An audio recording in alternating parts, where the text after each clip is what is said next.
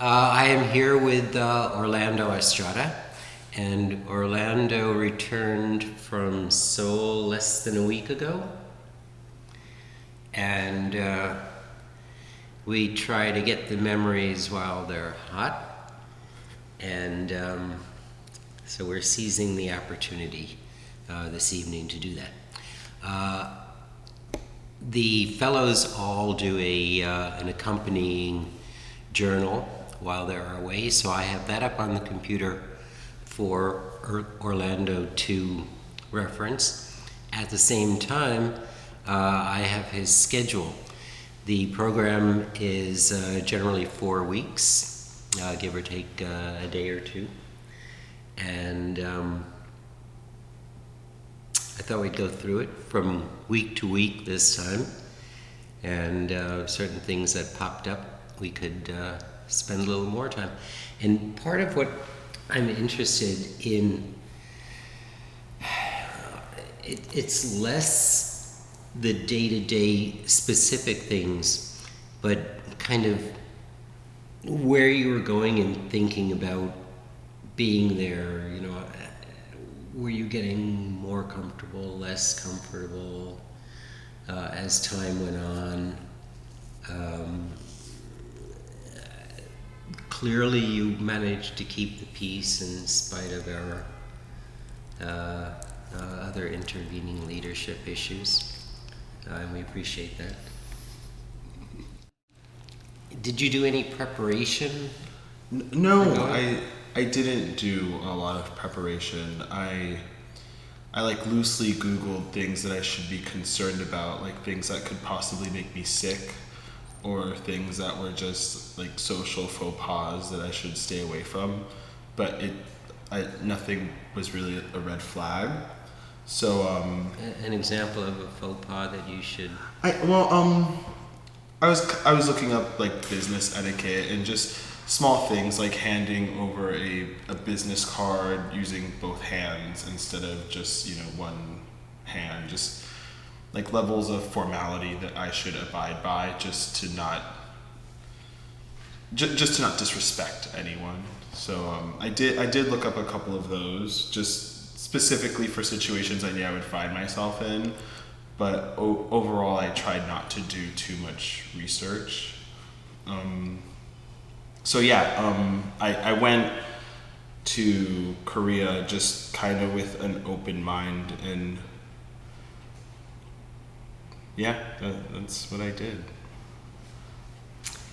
When you go someplace as an artist, there's a sense of directive, and I'm going there and I have purpose.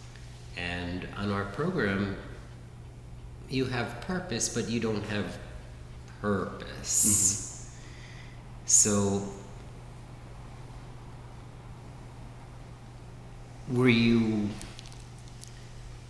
did you have any performance anxiety about all of these things that you were going to do? I kind of did. I guess being an artist, I'm hyper analytical about every situation that I get put into. So I was trying to figure out like the lesson behind all the activities that I was trying to, that I had to puzzle. Yeah, I was trying to put together pieces of a puzzle that may or may not have existed. Uh-huh. I like struggled with that in the beginning, and then I kind of just let go of those anxieties. It stemmed from anxiety, but once I settled in and figured out my way around, I took a much more open approach to experiencing the schedule and the program.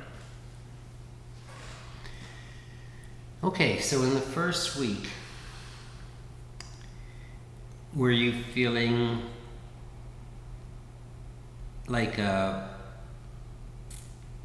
fish out of water, so to speak? How much did you feel, how comfortable did you feel the first week, as you recall? I didn't feel uncomfortable most times, and I think that was because Seoul is also a large city with, an extensive infrastructure, a subway system. Most people speak a little bit of English, so I wasn't completely lost language-wise. Um, but I feel like I also was just ready for a break from New York City. So just going somewhere else and feeling like it was like a clean slate was actually really refreshing. And I think that living in New York, everything is so nonstop, and your life just builds up a bunch of stress on top of stress on top of what you're trying to do artistically. And going somewhere else where the task is simply like get from point A to point B, meet with this one person and have a coffee. I think that having those be the tasks for a month was really refreshing, and it gave me a renewed sense of value for time. It was almost like a bit of a rehab program, going somewhere new and kind of like resetting everything and putting my New York City life into perspective. Did you feel, because Seoul is not a city without pressure, Mm-hmm. and the people who are there have a great deal of pressure. I see it in, the young people who have this kind of confusion, especially in the arts, because the idea of success means different things around the world. And success in Korea is largely business oriented, and artists tend not to here always be good in business and make a lot of money. So it's interesting for me. I understand that the program took the pressure of content, of programming away. Did you feel? What did you think of Seoul? What was your impression in terms of? It's an interesting city in some areas architecturally. Mm-hmm.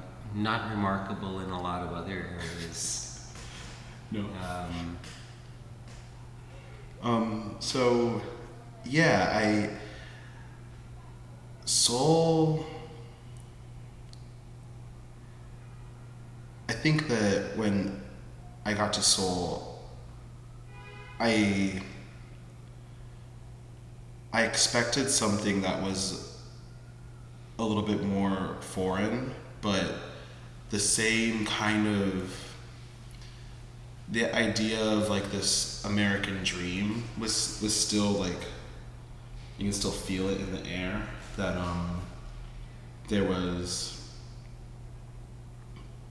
there's, I think, like you described it, like this pressure of young people to succeed, and in a lot of ways it paralleled like the things that I was feeling here in the United States. I think that like politically here, it's really tumultuous. Like just the presidency, lots of people really divided about a lot of issues.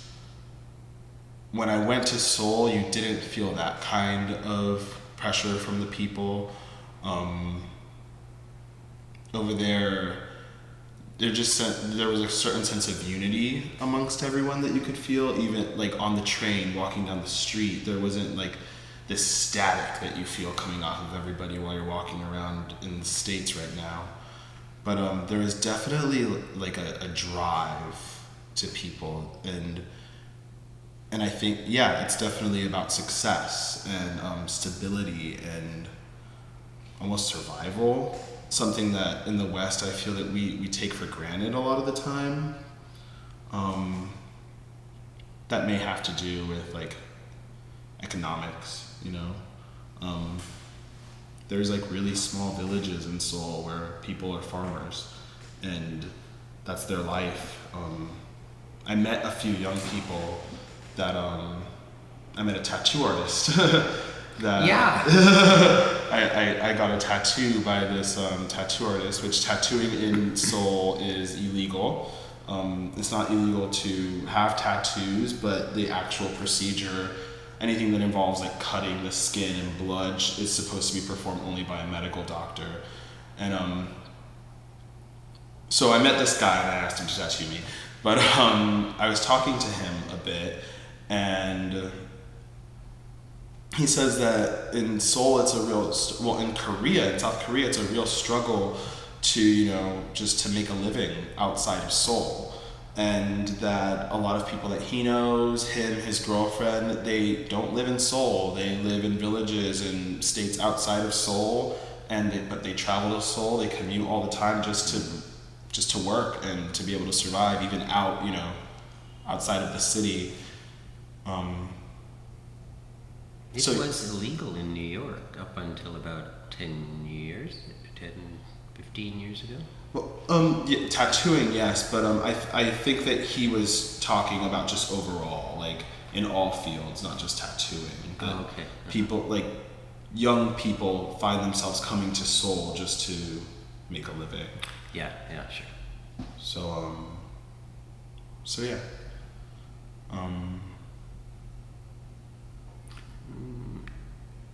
Just to chronologically put it in first, second, third, fourth week.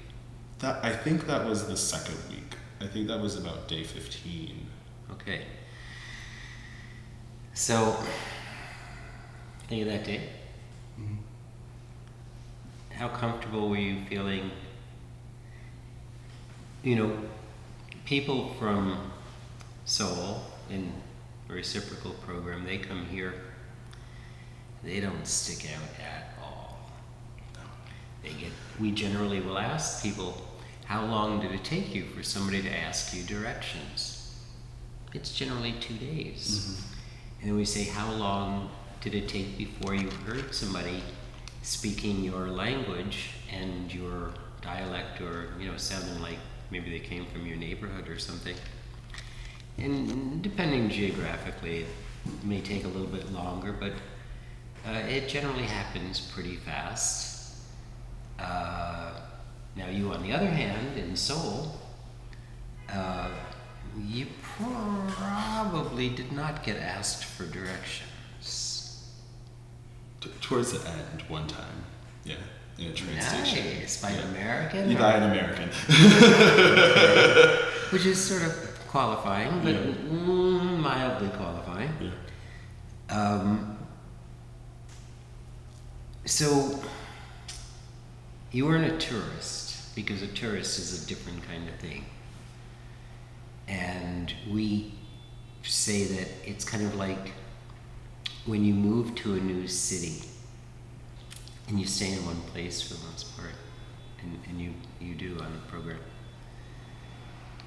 And you begin to familiarize yourself. And this really starts with the first week, where you go, okay, I gotta buy breakfast. I gotta buy food, and, you know, okay, were you going by pictures? Were you cooking? I know there was an octopus story. Yeah. So luckily, right in Seoul Station, there was a really large supermarket, Latte Mart, and Latte is like the big corporation that kind of. Your apartment was close to? My apartment was really close to Seoul Station, it's basically like the Grand Central of Seoul. So within the train station, there's outlet shops and this large supermarket. So that was really easy, like finding a grocery store, and I was thrilled to just be able to cook when I was there. So the first day, as soon as I dropped off my stuff, I went right back and did some grocery shopping, and yeah, it was kind of like that, like what I was saying, this like art rehab program kind of kicked in, and it was kind of like a really nice escape to just be able to do things like cook in my apartment. And here in New York, like we're all running around so fast that we can't even do things like that, which, I mean, it's a lot of privilege that we have, that we don't have to cook for ourselves. We can just pay, and you know, the labor gets pushed down, you know, the line. But it was nice to be able to cook for myself, and yeah, the food was amazing, and it all felt like it was medicinal. Like nothing felt like, sometimes when you eat food, like here in the West, it feels like you're poisoning yourself. But over there, everything felt like it was helping you. A lot of fermented things, like kimchi is, you know, like the dish. I did eat a live octopus, which Let me just interrupt 1 minute. Do you remember what it is you cooked that first night, or the second day, or whatever? it was just really simple things like rice, and I bought kimchi in the store, and yeah. You went Korean.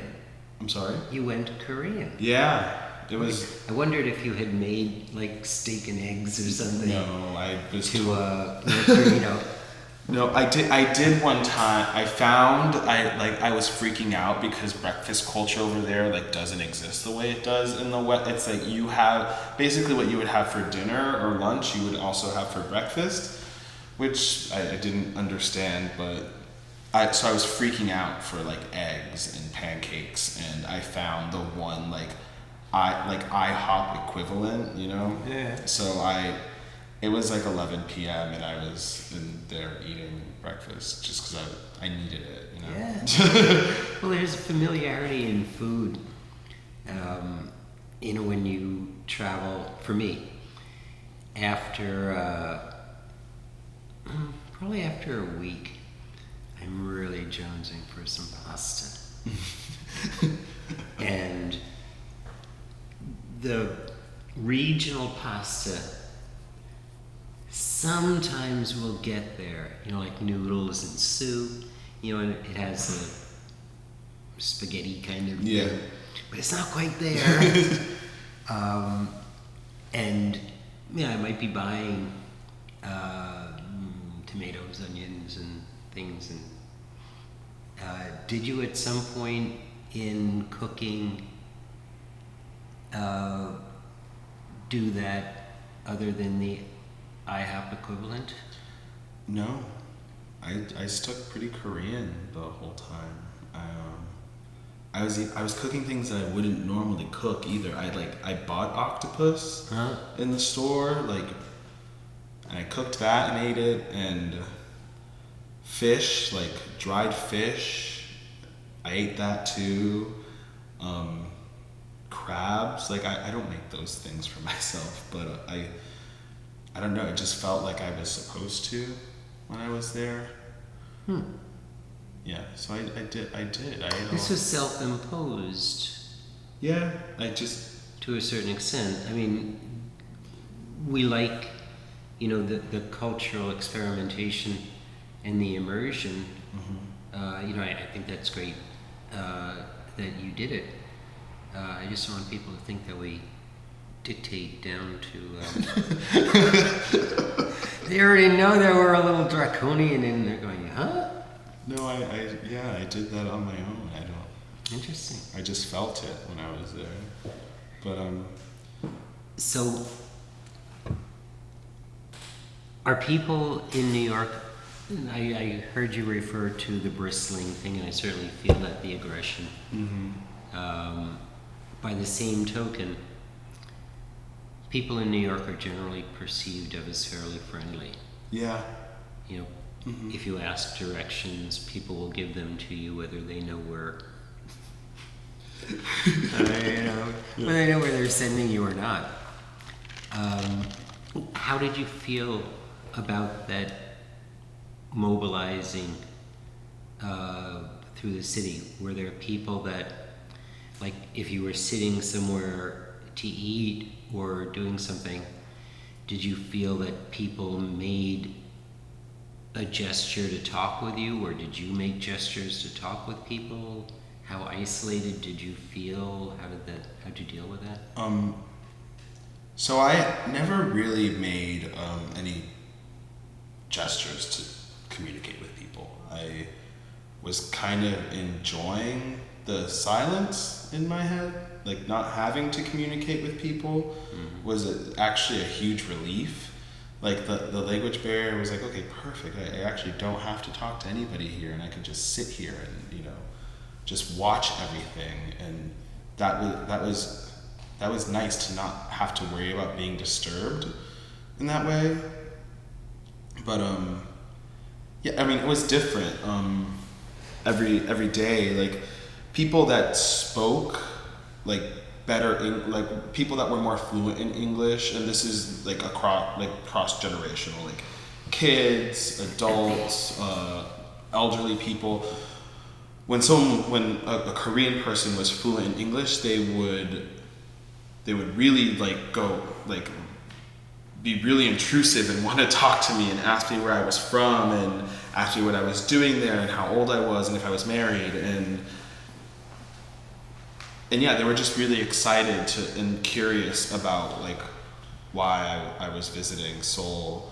And I also noticed that if I was in a situation where, let's say, I did actually need help and I needed to communicate with somebody and their English wasn't so fluent, they were a lot more reluctant to interact with me. And yeah, so I got both sides of it. Sometimes I caught people taking pictures of me, like on the sly, on like the subway, but that only happened a couple times. Yeah. And to venture into that area, why were they taking pictures of you, do you think? I'm a little bit of an eccentric dresser. Also, I'm a person of color in a really homogenous country where 96% of the people that live in Korea are Korean. Yes, they are. So there's that. I clearly am not Korean. Also, the way I dress, everybody kind of dressed, really conservatively there. It was even rare to see people, men or women, with sleeveless shirts, which I thought was interesting. Everyone was pretty covered up, even like on hot days. It's not a desexualized society, but it is kind of a desurface-sensualized society. Yeah, I feel that, definitely. And it's a very sexist society. I met a woman who was filling me in on the current social landscape on social media, and over here in the United States on social media, I see everybody just blasting each other for having different political beliefs or support for the current administration, or not. And apparently in Korea, there's the same atmosphere of like just polarized views, but around sex and equality. So this person explained to me that right now there's like a big like feminist movement amongst younger like college-aged women, and so yeah, they all say that it's still a pretty sexist society. Even though walking around in the business centers, I did notice like a lot of women that were interacting like out at business meetings with other businessmen. So, and I noticed that like that's not something that I see a lot in New York City, like co-ed, like business exchanges like that. And I mean, that's not really what I do, so like I don't see much of it, but it stood out to me in Korea, and just comparing it to my experience here, it seemed like it was actually more co-ed on the surface. But A lot of transition yeah. going on in society. Did people talk to you about either internal politics because, you know, they just got rid of the past president in a scandal worthy of the U.S. or? Yeah. Yeah, apparently the previous president was impeached for embezzlement, like lots of money, and she was apparently voted into office by a lot of the older voters who saw her father as president, and he was a very conservative politician, and so the older generation wanted to see that kind of government again, and so they voted her into power. But it was the woman has just lived an extremely privileged life. She grew up wealthy and had no political experience. She had an advisor. She had an advisor who I think was the person that was ultimately like funneling the money through her, and her defense was that she just didn't know about it, but she's in prison now. Well, she was being controlled, you know, by. So yeah, this new president now wanted to, and this is kind of while you were there, these things were happening. Wanted to initiate talks with the North, which kind of freaked us out, I guess, because we weren't in the middle of it, and we like to be in the middle of it. Korea, of course, has an American history, and it's one of the countries that, one of a number of countries that just have such positive residual feelings for the U.S. A number of Korean folks early on came here and went to school, NYU, for example, and created a really strong culture of going to NYU. So many classes at NYU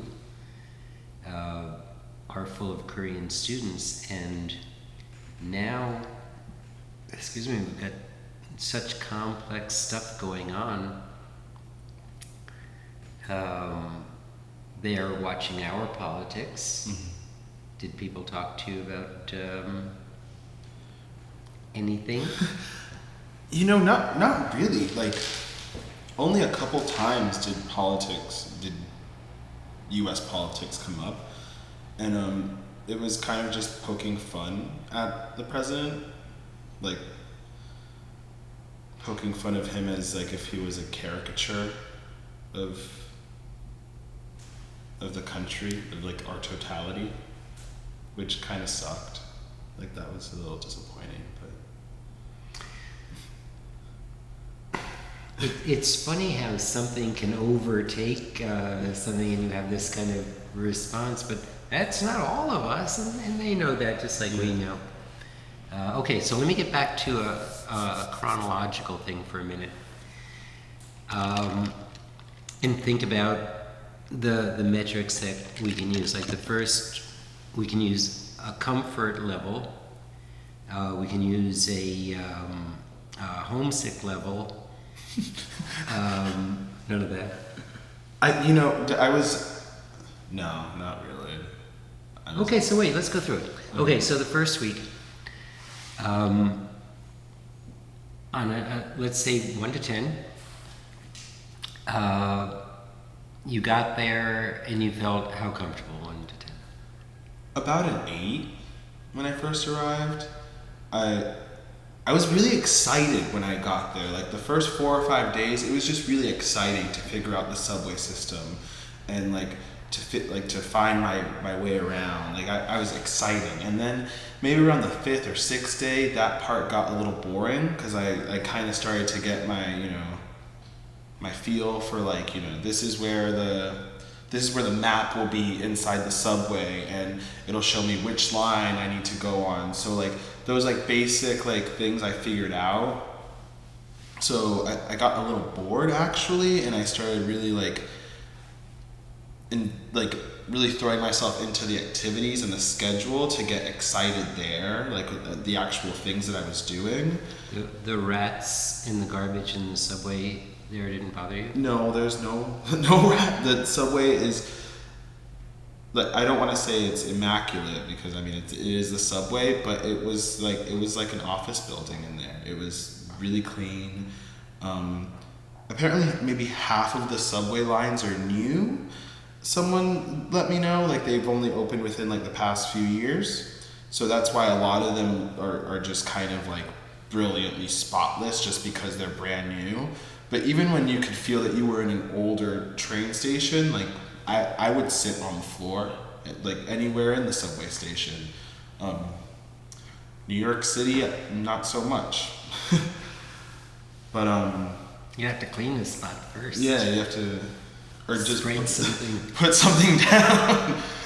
But yeah, so I was excited the first 4 or 5 days figuring out like how to get around, how where the food is, where the water is, where the bathroom is, that kind of stuff. And then I started to get a little bored because at just being somewhere else, I'm just so curious and my mind's like so active. But yeah, and then Activities the first week. What did you do? I think An example of something that you kind of hated, liked. something that I hated. I didn't hate anything the first week.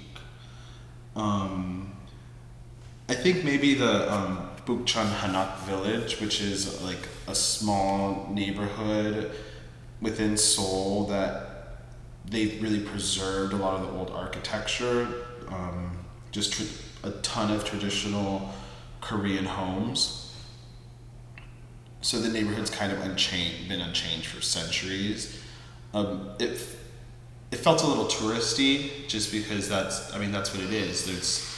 It's residential. It's a residential neighborhood, which was kind of freaky to like that people still live in these homes that are like hundreds of years old, and there's people in hanbok, which is the traditional Korean dress, like these silk dresses and silk robes, walking around like in this sort of cosplay, this weird like real life cosplay. But yeah, it felt a little touristy just because I was surrounded by tourists. Like I didn't feel like I was having an authentic experience there. It was like this. It was definitely a simulation.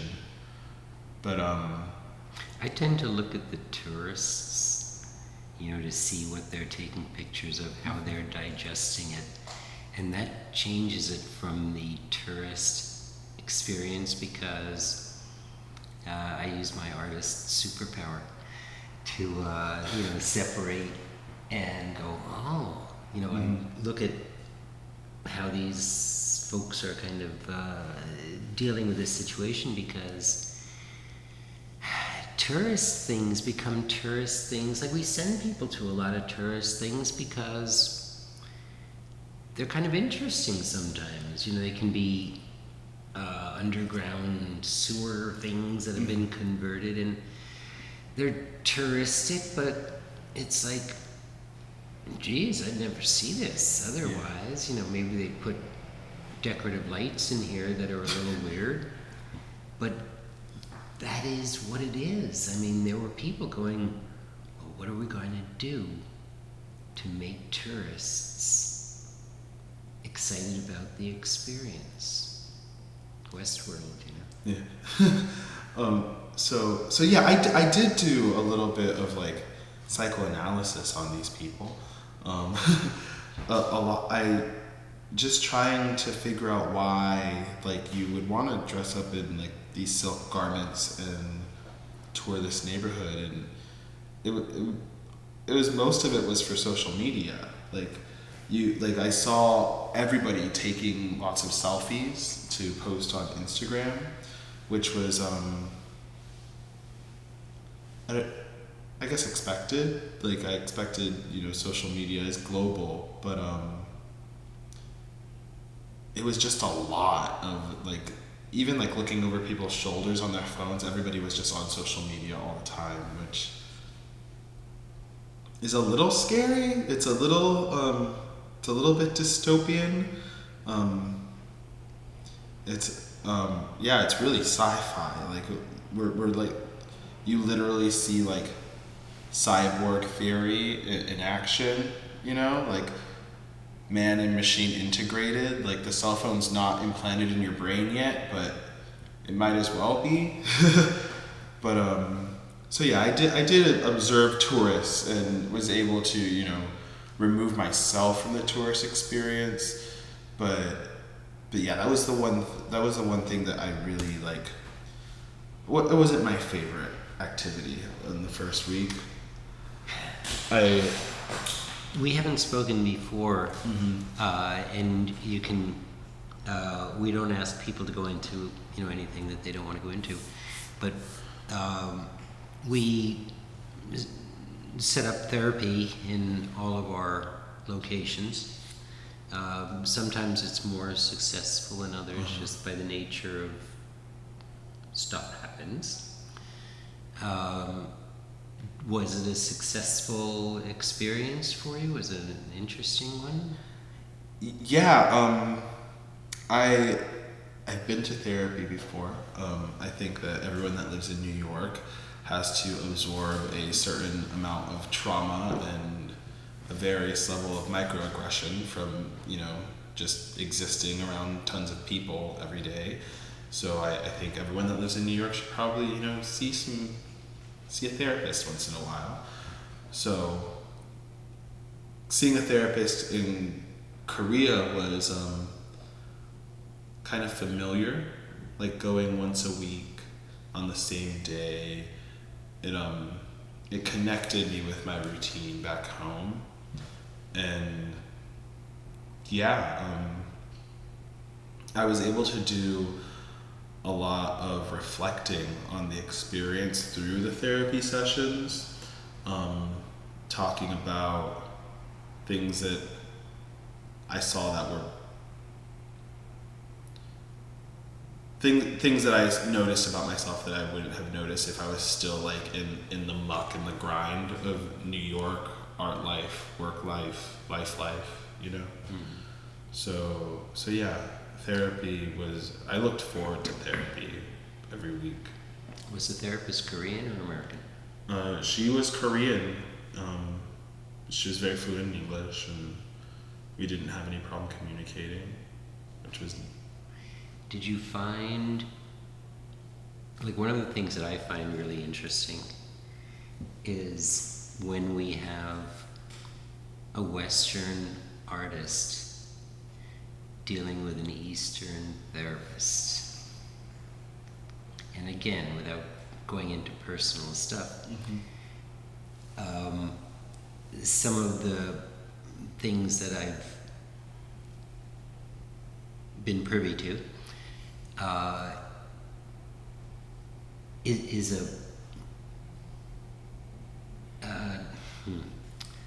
I want to say a less concrete way of thinking, a more, but I'm not explaining it well, but if that communicates anything to you, please have at it. No, I don't think that an Eastern philosophical approach to psychotherapy was very different than what I've experienced in the West. It was kind of seamless. Okay. Yeah. There wasn't Korea is an interesting place because in certain ways it feels very comfortably American. When I say American, I understand the ignorance of not saying US, so I apologize there. But there's an odd familiarity to society, more so than in Japan, for example. While there's no similarity in society. So Koreans don't go to therapists by and large. It's happening more. Yeah. But unless there's a traumatic situation. Yeah. And sometimes, maybe in your case, you go to the session better armed than they do.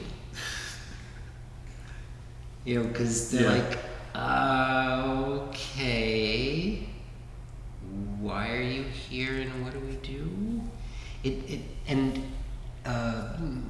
Fill this in if you would also.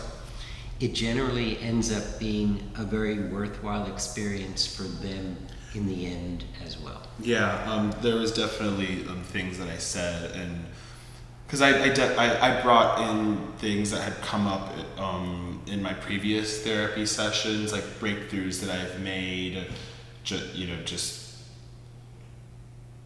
about dealing with relationships or business or career, anything. And so I definitely saw the therapist taking notes about those things, like things that my previous therapist had said to me that helped me overcome obstacles. Yeah, she was like, oh wow, that's so interesting, and would make notes, and then she would ask questions about chronologically, like, oh, when you had this breakthrough, was that before or after your therapist said this thing? So she was definitely like taking notes on methodology. I did notice that, but yeah, I think that I didn't notice like a difference in her technique. Like it was a lot of me talking and a lot of her listening. Yeah, well, okay. That's therapy. It's listening to yourself say the things that you say in many cases. Yeah. Okay, so now we're going to second week, and you're feeling geographically more comfortable. First week was kind of a lot of exploring the city and sinking my claws in. And then the second week there was a lot more classes, like things to actual activities about learning in the program. So yeah, there wasn't really like obstacles to get places. Like by then I had figured out the subway and I was going to classes, and that's when I really started like trying to figure out that puzzle of what the lessons were that I was supposed to take from each thing. So I started taking Korean class, so I started learning to read Korean characters, and I found myself being able to sound words out on signs, but not having the vocabulary to know what it meant.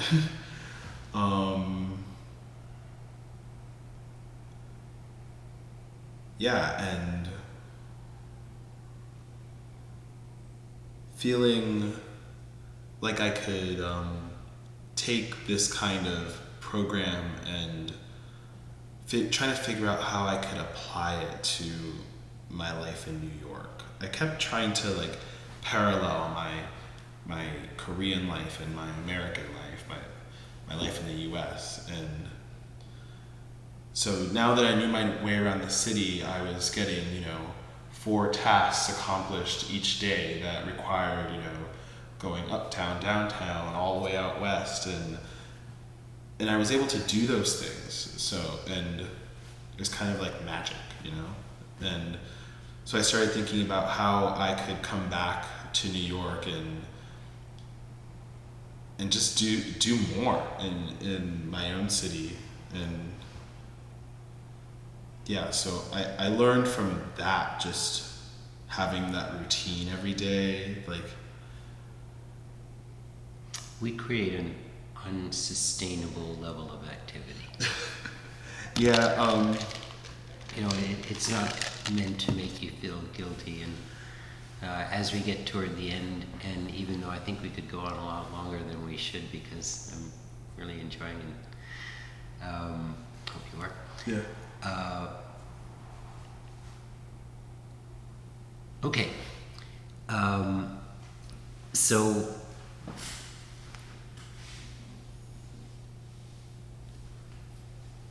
we're going into the third week because I want to kind of get this comfort level line. Did you see anything that something you hated, something you loved? I hated learning Python. I'm not a programmer. If I ever need anything programmed, I'll hire somebody that is just brilliant at what they do, and yeah, I'll never program anything using Python. I absolutely hate it. I hate numbers.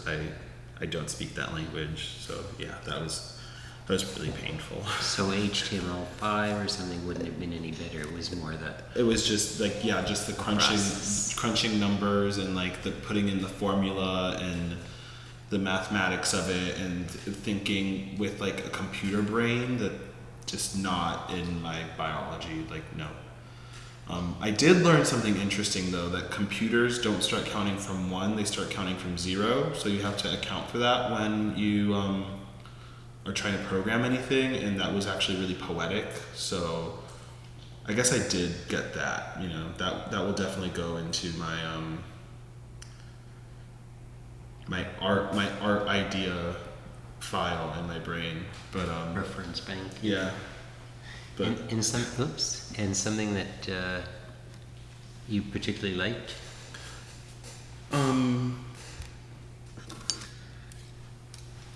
I really did enjoy it's funny because these were on the same day. I went to 2017 Robot World, which was this. Oh yeah.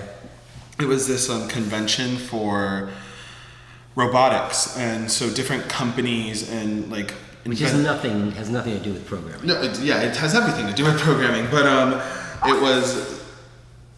I've been thinking about like the future a lot, so just seeing these robots and thinking about like cyborg theory and just how wasteful the world is, and what we're gonna have to what the world will look like in 20 years. Like that was on my brain a lot when I was in Korea.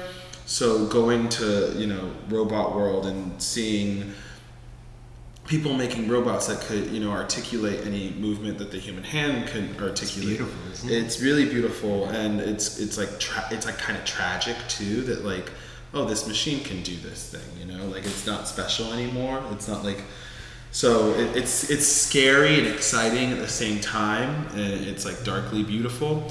We said that about horses and cars and. Yeah. But yeah, that was really exciting, seeing it's almost like a little time capsule of where we are. Like that's how I viewed like this convention, and being able to like look at that as this reference for all these like ideas that I have that go into my art practice. But I guess it was really inspiring, like maybe I'll make a robot one day. It's pretty weird for me that on the same day you were turned off to one aspect of it and not to the other. And if it's heartening for you, all of the programming is getting less and less complex on the front end. Mm-hmm. So where we used to have to learn Final Cut or Premiere in its early days, you had to know a lot to make something work and deal with it. Mm-hmm. And kids now have drag and drop. Yeah. So, all of these things, the fact that in the morning you saw in a way what was behind it, And you took away the zero thing, you know, the 0, 1 thing, and that's a big deal in computers. Mm-hmm.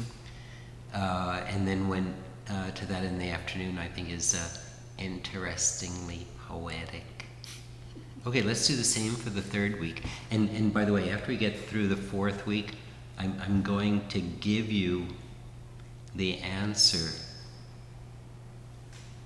to your question. Okay. So we're at the third week. Is this when I went to Busan? Yeah, I went to Busan and I found Busan. Yeah, I didn't know what to expect. I knew that I was going to a different city and a smaller city. Like Busan and Seoul are the two largest cities in South Korea. So I knew that I was going to a smaller city. My tattoo artist, now friend, told me that Busan is kind of like the LA of South Korea. So Beautiful beach. yeah, I got excited because I'm from Miami, so I was like, oh, you know, let's see if it's actually LA or if it's more like Miami. But it was. And? I think it was more Miami. Yeah, okay. It was more Miami than LA. But yeah, Busan was exciting. The people were more conservative than they were in Seoul. I had, when I went to the fish market, the seafood market, a lot of the women that were working the booths at the fish market would point to their arms and make like sad faces. Like they were really disappointed with my decision to tattoo my arms. Yeah. Some of them would grimace. Shy as they were. Yeah, and give me the thumbs down. Oh, wow. They were really vocal about not liking my body art, which didn't happen in Seoul. In Seoul, Do you know the Association for Body Art? Yeah, I know it's connected to the Korean mafia and that past. But in Seoul, a lot of young people have tattoos now, and that it's kind of the cultural association is kind of diminishing. Do they have them in ways that can be easily covered? No, a lot of them are very visible. Necks Which and was stuff? surprising, yeah. Not so much like in New York. I think people are really extreme. Just like New Yorkers are like our visible identities are extreme compared to just the rest of the world.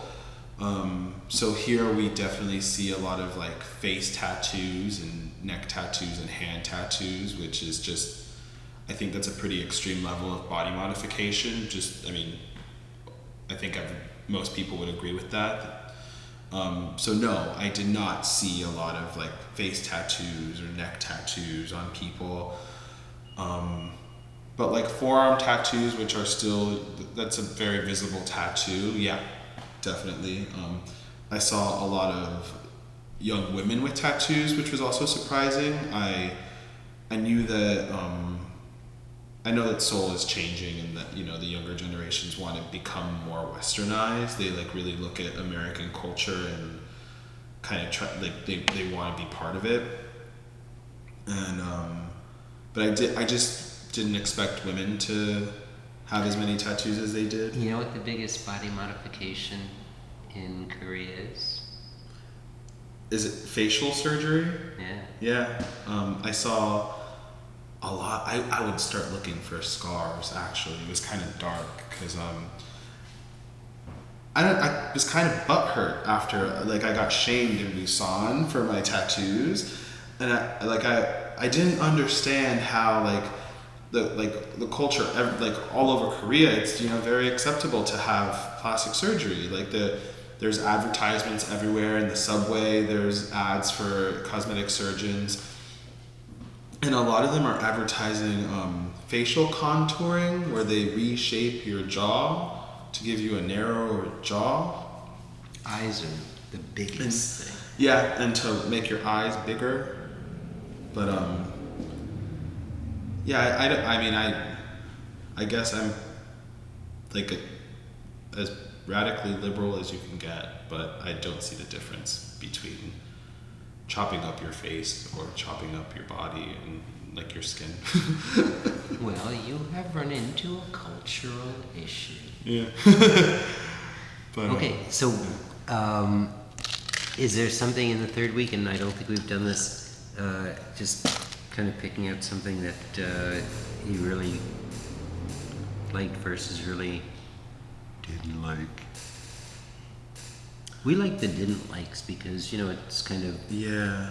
why, as well as why, I didn't like going to church.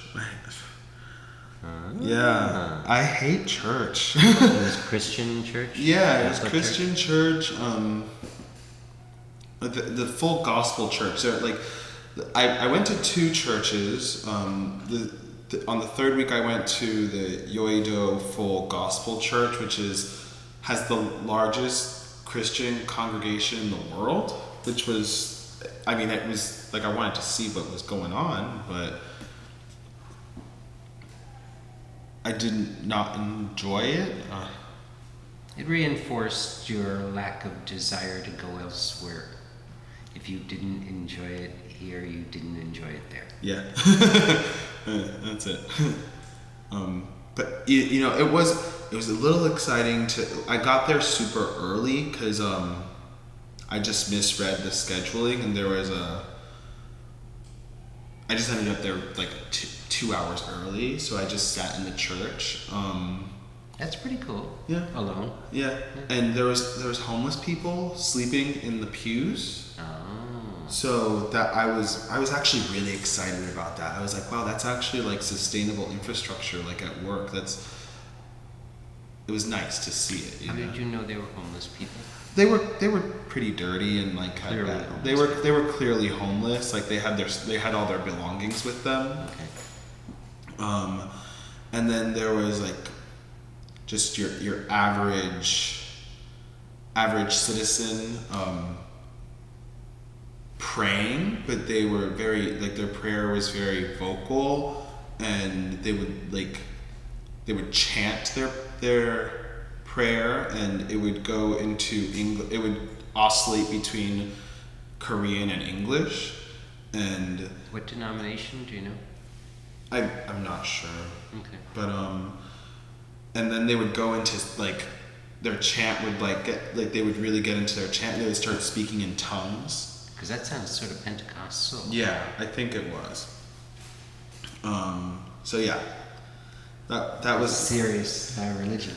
that was interesting. But then, but yeah, once the service started, I was over it. Okay. Yeah.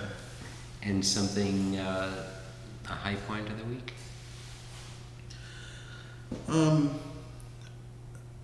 I went to Krav Maga, which was an Israeli martial arts technique for self-defense, we'll say. But it's street fighting, just made technical. Yeah.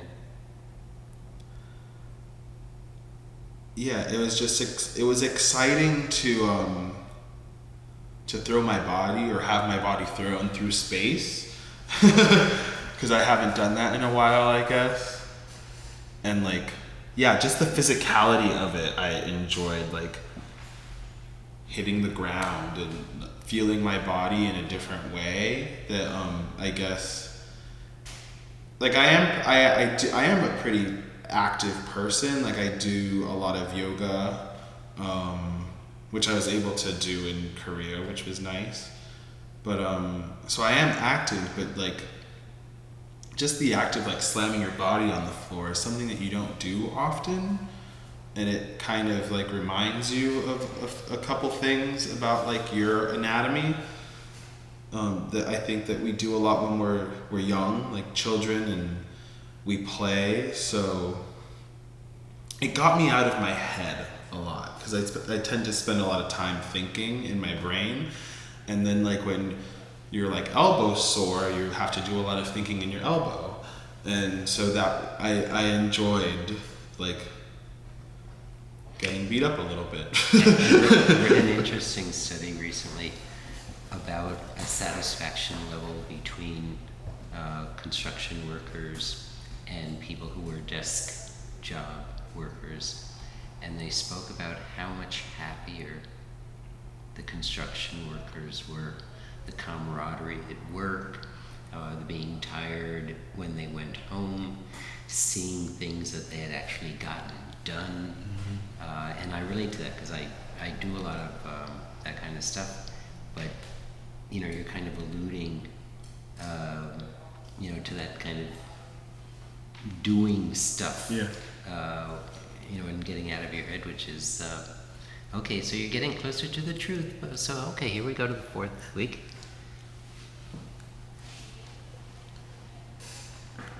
And where were you psychologically, you know, going from the 3rd week to the 4th week? 3rd week, were you ready to go home? Were you thinking I could live here forever? 3rd week, I was like in it, like I was like rowing the boat, you know, like with the current. I was going for it, and I was thinking about how, like, if I do live in Seoul, how am I going to make money? Like, how could I make this sustainable? So those ideas were going through my head. People teach English, by the way. Yeah, I was like, duh, you'll teach English, but so yeah, I had those thoughts the 3rd week, but then the 4th week I was like, okay, how am I gonna make money in New York when I go back? So Teach Korean. yeah, but so yeah, for 4th week I was already like, okay, I have to start removing myself from this because I'm gonna be back in New York in a week, and so I was definitely like trying to detach myself because I had gotten like I mean, you're there, you're connected to it, and so yeah, the 4th week was a process of pulling away and separating myself from something that I had gotten really close to.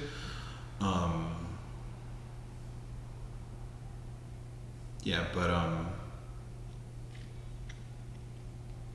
the 4th week got really physical. The activities were a lot harder on the body. Like, I went hiking and I thought I was gonna die. There was a couple of times where like I lost my mind. It was like a really hot day, and like I was prepared, you know, like I had a snack and I had water, so I knew I probably wouldn't die, but I definitely felt like I could. I don't know if I've never climbed a mountain before, so I don't know if it was like just breathing thin air or the fact that I was actually just physically exhausted. But I started hallucinating a little bit, and I started, you know, looking back on my life. So that was a really interesting experience. But I reached the peak, and Boy, mountain as metaphor is pretty strong here, but go ahead. yeah. So this Bukhan Mountain, and there was. Is this a high point or a low point? This is a high point. This was really exciting, and so I'm thinking I'm gonna die. You know, but I couldn't quit. You know, I was like, well, I didn't come all the way to Korea to quit, so I just kept going, and I reached the top. And at the peak of the mountain, there's a family of cats that lives on the peak of this mountain, which I started hysterically laughing when I saw these cats, because I mean, who would imagine, you know, like my life tends to get kind of absurd at times, and it's like kind of reassuring that I'm like in the right place at the right time when these absurdities appear. So yeah, there was a family of cats that lived on the peak of the mountain, and I knew, I was where I was supposed to be. So that was physically exhausting, and then but it was good. And I went rock climbing the same week, which actually bouldering, like in a gym on holds. Oh, wow. Yeah. And I had never done that before, which Yeah, I was pretty tired the last week, just like physically tired. So it went from being in my head all the time to, it started with the martial arts, like being slammed on the floor and being in my body. It was yet another type of experience to have. Low point in the last week?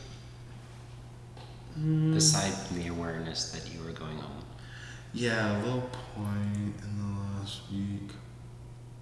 There may not have been a low point the last week. I think the last week may have been my favorite week, actually, that I was there.